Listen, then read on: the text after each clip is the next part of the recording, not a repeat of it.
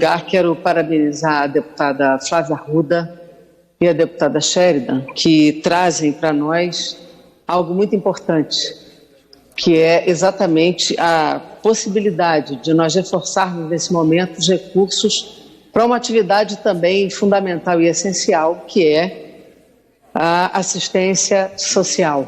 No momento que nós vivemos acoplados à crise sanitária, uma crise social de altíssima proporção. Na verdade, esse projeto ele favorece o uso de saldos não utilizados na função combate à pandemia. A pauta de hoje, presidente, ela está recheada de projetos fundamentais. Não só o projeto da deputada Flávia Arruda, tão bem relatado e com a sensibilidade da deputada Sheridan, mas também o projeto que vem em seguida, que é a suspensão do pagamento do FIES para os estudantes que precisam desse apoio de financiamento para poder estudar, e logo em seguida o auxílio especial aos dependentes dos profissionais de saúde que possam ter sido vitimados ou ainda poderão ser vitimados pelo Covid-19, mas também aquelas atividades conexas que também são essenciais nos estabelecimentos de saúde, que seja vigilância, limpeza, alimentação, que também possam ser vitimados pela Covid no valor de um salário mínimo. Esses projetos, no caso desse auxílio especial, assinados pela bancada feminina inteira, como também os seus apensados, de autoria de vários parlamentares, como também o FIES, que tem vários projetos apensados, são projetos hoje fundamentais, mostrando a importância do trabalho do Parlamento brasileiro, que vai alcançando a dimensão da crise social que nós estamos vivendo. Mas eu acho que há uma brutal insegurança da sociedade brasileira e também deste Parlamento, nós vamos percebendo isso, na execução daquilo que nós aprovamos. Eu acabei de ouvir o líder do governo, com todo respeito, o deputado Vitor Hugo. Eu acho que nós estamos falando de planetas diferentes. Eu acho que Vossa Excelência está num planeta e eu estou em outro. Hoje eu vi na imprensa, logo cedo, a notícia de que não tem como antecipar a segunda parcela do recurso do auxílio emergencial, do pagamento emergencial, porque não há recurso. Eu, sinceramente, tomei um susto quando eu li essa notícia. Como não há recurso? O Congresso deu todos os instrumentos, deu todas as possibilidades, desde o decreto de calamidade que foi aprovado nas primeiras 24 horas. O Supremo Tribunal Federal deu instrumentos. Nós avançamos na PEC do orçamento segregado, mas mesmo sem ela estar concluída, o governo tem todos os instrumentos, sem as metas fiscais, sem a lei de responsabilidade fiscal, para pagar o abono emergencial, o auxílio emergencial, a renda mínima emergencial. E aí o governo diz que precisa de um crédito suplementar. Até agora não conseguiu alcançar a maioria dos beneficiários da renda mínima emergencial. Absoluta incompetência, eu chego a pensar que é proposital. O governo diz que quer garantir emprego. A medida provisória que fez não garante emprego. Nós aqui aceleramos ontem o financiamento de micro e pequena empresa por um projeto que veio do Senado, não foi do governo. Acho, inclusive, que o Congresso deve acelerar a votação de todas as medidas provisórias e de tantos outros projetos que tem na Câmara, porque quanto maior o conforto das empresas e dos trabalhadores, maior a nossa possibilidade de manter as pessoas em casa. Nós estamos vivendo uma crise absolutamente grave, sanitária, social, econômica e política. O planeta que a base do governo, que o governo vive, não é o da sociedade brasileira, não é o nosso. Não vejo uma medida eficaz e efetiva hoje do governo para garantir a tranquilidade e a segurança das pessoas. Esta crise sanitária, que já acometeu 47 mil pessoas e 3 mil vidas, isso porque a subnotificação é brutal. Nós podemos ter 15 vezes mais contaminados no Brasil.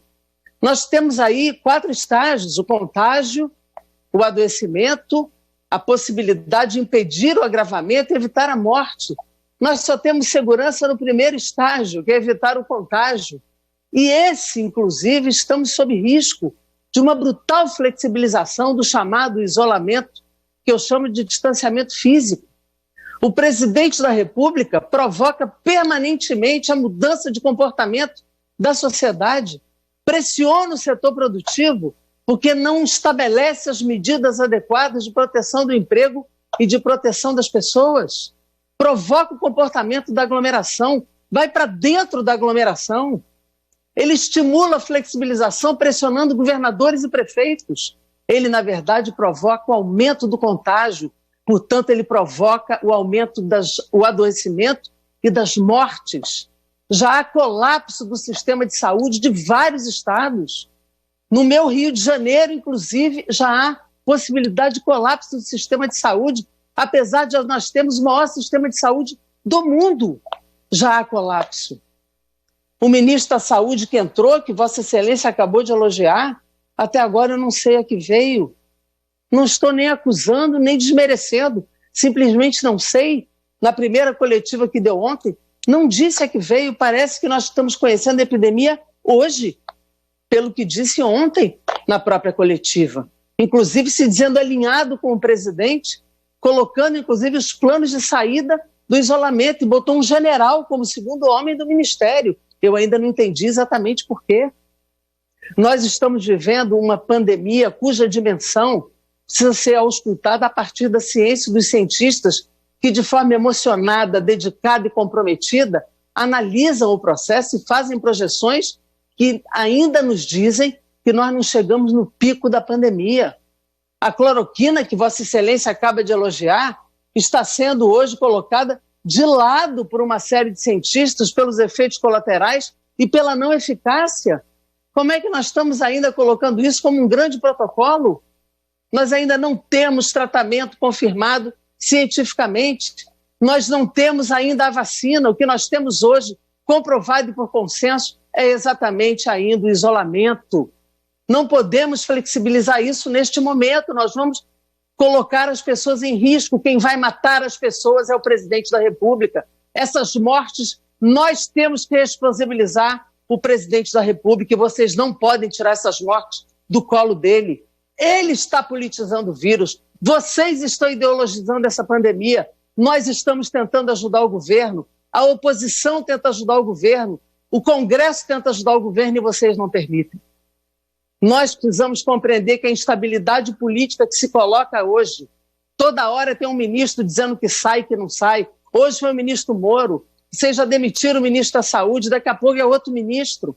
Vocês atingem a democracia no coração dela. Como assim? De liberdade de manifestação contra a Carta Magna, contra a Constituição brasileira, atacando o Congresso, atacando o Supremo? Como assim essa liberdade de manifestação não existe? É a mesma coisa que ir para a rua fazendo a defesa da morte aos negros, da morte aos judeus, da morte étnica. Isso não pode, isso é contra a Constituição brasileira, é crime. Defender o AI-5 é crime. Defender a intervenção militar e a ditadura é crime contra a democracia. Não pode, não está admitido, isso é contra a Carta Magna brasileira. Isso não é liberdade de manifestação, não é liberdade no Brasil. A liberdade tem limite, que são os limites da Constituição brasileira. Então, quem está fazendo isso tem que pagar e tem que ser punido, sim. Seja ele deputado, senador, presidente da República, seja ele quem for. É crime contra a Constituição brasileira. Nós temos que reagir e reagir à altura neste momento. Presidente Marcos Pereira, acho gravíssimo o que nós estamos vivendo. Acho que o Congresso tem que evoluir, tem que avançar para os projetos, mas temos que garantir a sua execução. Ontem o Senado comprovou o PL 873, colocando para dentro artistas, técnicos, agricultores, pescadores, agentes de turismo, tantas categorias importantes, quilombolas. Nós precisamos garantir que esse projeto não seja vetado. E se for, temos que derrubar o veto. O presidente fala da velha política e a pratica, está tentando dividir o Congresso. Nós precisamos reagir, não podemos admitir nesse momento a nossa divisão, a divisão de forças em prol da democracia, em prol do povo brasileiro, em prol dos empregos, que tem que ser bandeira nossa do Congresso Nacional, e muito menos em defesa da vida. Esse é o momento de defender a vida, de defender os empregos e defender a democracia brasileira. Vamos votar sim, a esse projeto que libera recursos da assistência social, sim à suspensão do FIES que vem em seguida, sim ao auxílio especial aos dependentes profissionais de saúde que estão no front. Eu sei o que é isso, porque trabalhei 14 anos no hospital público, muitos deles em UTI e emergência, sei qual é o sofrimento e a exposição, minha solidariedade total e profunda a esses profissionais de saúde, e digo mais, mensageiro da morte é o presidente da República, mensageiro da crise é o presidente da República, mensageiro da ruptura democrática é o presidente da República. Nós temos que reagir de forma ampla, de forma unida, repito, em defesa da vida, em defesa da democracia, em defesa da renda, em defesa do emprego. Obrigado, presidente.